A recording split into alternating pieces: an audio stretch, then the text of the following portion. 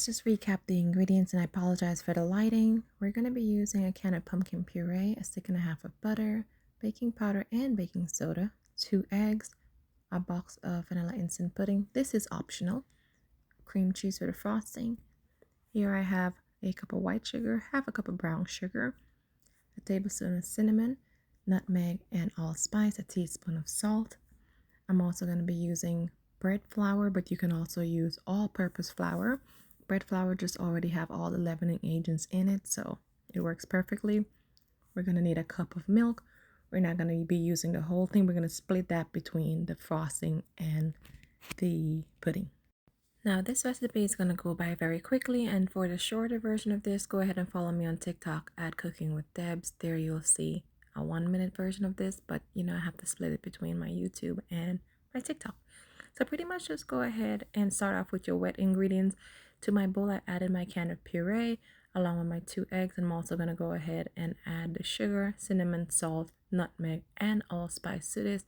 And what you want to do is go ahead and incorporate everything together by mixing it very nicely. You can do this by hand, or you can do this with your stand mixer. That's up to you. Alright, so let's go ahead and work on our dry ingredients now. So we're going to go ahead and sift out all the dry ingredients. So to a bowl, you want to go ahead and add a cup and a half of flour. You're also going to add a teaspoon of baking powder and a teaspoon of baking soda. And you're going to go ahead and add your pack of your vanilla extract. I'm sorry, not extract, your vanilla pudding. So just go ahead and do that, sift this all out, and then add it to the wet batter. And before adding your batter, you want to go ahead and add your stick of room temperature butter. Now I add my butter like this, guys. I wait for it to get soft at room temperature because I like to have lumps of butter or clumps of butter in my bread. It's not going to break down all the way, but as it bakes, it's going to melt and it's going to keep your bread / pudding nice and soft. So you want to go ahead and add your dry ingredients in 2 batches, and you want to mix it until it's well incorporated. You're not looking for a thick batter. It's going to be very loose and runny. That is where you want it to be. So it's more of a pudding than it would be with bread, because bread you would allow your dough to be a little bit harder or tougher. So it's more of a pudding state. All right, so it's nice and mixed. We're gonna go ahead and add a half a cup of milk to it, and you're gonna save the other half for the frosting.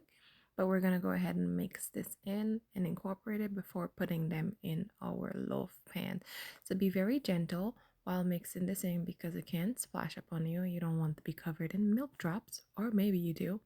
And this is the consistency that you're looking for. So at this point in time, I did forget to add the vanilla extract, guys. So we're going to go ahead and add a tablespoon of vanilla extract to it and then put it in our loaf pan.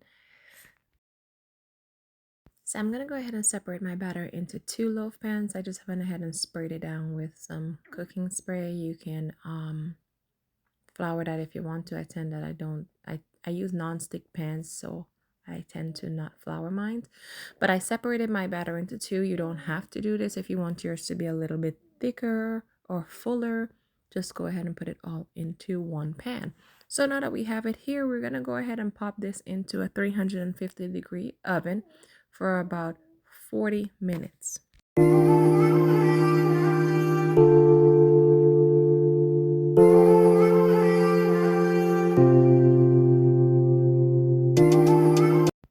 Alright, so after about 40 minutes in the oven, you want to go ahead and stick it with a toothpick or whatever you're going to use. If it comes out dry, then you're completely done. If it's still super wet, you're not done yet. Mine is completely done. So I'm going to let this cool off. I'm going to top it with my frosting, guys. The frosting is pretty simple. Alright, so the frosting, I went ahead and topped it with my frosting, and it's pretty much done, guys. This is so delicious, and when I tell you, oh my god, the frosting is pretty simple. So the frosting is just cream cheese, the other half a stick of butter, some powdered sugar, vanilla extract, and milk. Mix that together, put it all over the top. If you like it a little bit thicker, put less milk. I don't. I just love it with this consistency or this texture. But when I tell you, this is so good, try it. Like try it. It is super soft. It's moist. I love the edges because the edges gives you this crispy taste. It's like chef kids. So again, however you guys want to refer this as pudding bread, I call it bread pudding.